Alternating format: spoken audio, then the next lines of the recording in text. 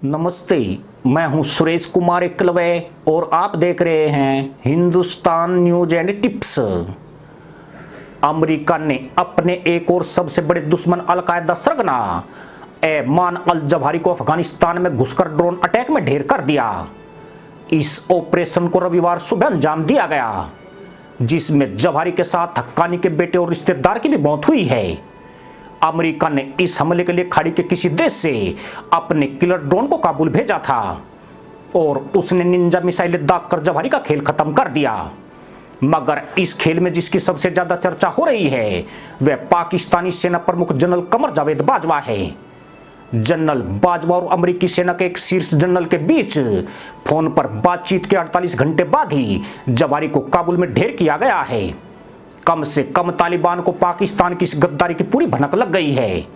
यही वजह है कि तालिबान समर्थक पाकिस्तान पर भड़के हुए हैं और वे पाकिस्तानी राजदूत को निकाले जाने की मांग कर रहे हैं। यही वजह है कि काबुल में मौजूद पाक दूतावास के आसपास सुरक्षा व्यवस्था चाक चौबंद कर दी गई है। आशंका व्यक्त की जा रही है कि तालिबान और अलकायदा के मुसलमान आतंकी पाकिस्तानी दूतावास को टारगेट करके कोई बड़ा हमला कर सकते हैं। यही नहीं, पाकिस्तान के भीतर भी अलकायदा के अटैक होने का खतरा बढ़ गया है। दरअसल पाकिस्तान का मतलब ही गद्दार और भिखारी कौम है। दगाबाजी इसके डीएनए का महत्वपूर्ण हिस्सा है। यह खटारा मुल्क इन दिनों कंगाली के दौर से गुजर रहा है और उसकी अर्थव्यवस्था डिफॉल्ट होने के कगार पर है। इसी के चलते पाक आर्मी चीफ को अमेरिका के सामने झोली फैलाने को मजबूर होना पड़ा है। माना जा रहा है कि इस पूरे अमेरिकी ऑपरेशन में पाकिस्तान ने बड़ी अहम भूमिका निभाई है। ऐसी संभावना भी है कि अमेरिकी हमलावर ड्रोन पाकिस्तानी हवाई क्षेत्र से होकर ही काबुल गया है। इसका कारण यह है कि केवल पाकिस्तानी एकमात्र देश है जहां से अमेरिकी ड्रोन गुजर सकता है। ईरान से अमेरिका की दुश्मनी है और मध्य एशिया में रूस के साथ तनाव है। ऐसे में पाकिस्तान ही अमेरिकी किलर ड्रोन को रास्ता दे सकता है। पाकिस्तान और तालिबान के रिश्ते भी इन दिनों बहुत ही खराब दौर से गुजर रहे हैं। पाकिस्तान ने तालिबान के अफगानिस्तान कब्जे के समय उसे खुलकर समर्थन दिया था और उसके आतंकियों को अपने यहां शरण दी थी। अब तालिबान ने टीटीपी के साथ गठजोड़ करके न सिर्फ पाकिस्तान को ठेंगा दिखा दिया है बल्कि उसकी आड़ में इस्लामाबाद पर दबाव भी बना रहा है। इससे भी ज्यादा टेंशन यह है कि तालिबान खुलकर भारत से नजदीकी संबंध बढ़ा रहा है और उसे अफगानिस्तान में मजबूत करने में लगा हुआ है, जिसके चलते पाकिस्तानी निजाम अंगारे की तरह जल रहे हैं। यहाँ सवाल ये नहीं है कि जवाहिरी को ठुकवाने के बाद पाकिस्तान को अमेरिका से कितनी मदद मिलेगी। उस पर वाशिंगटन अच्छे खासे इनामों की बौछार करेगा, इसमें संदेह की गुंजाइश नहीं है। पर यहाँ भारत की भूमिका बहुत महत्वपूर्ण हो गई है, क्योंकि इस वक्त पाकिस्तान ने तालिबान के खिलाफ जो गद्दारी की है, भारत के पास उसे भुनाने का शानदार मौका है। भारत इस तनाव का फायदा अपने हित में और पाकिस्तान के खिलाफ उठा सकता है। अफगानिस्तान में अब यह बात आग की तरह फैल चुकी है कि यह हमला अमेरिका ने नहीं बल्कि पाकिस्तान ने किया है।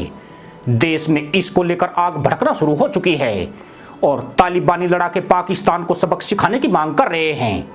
यही नहीं, वे काबुल में पाकिस्तानी राजदूत को हिरासत में लेने की मांग भी कर रहे हैं।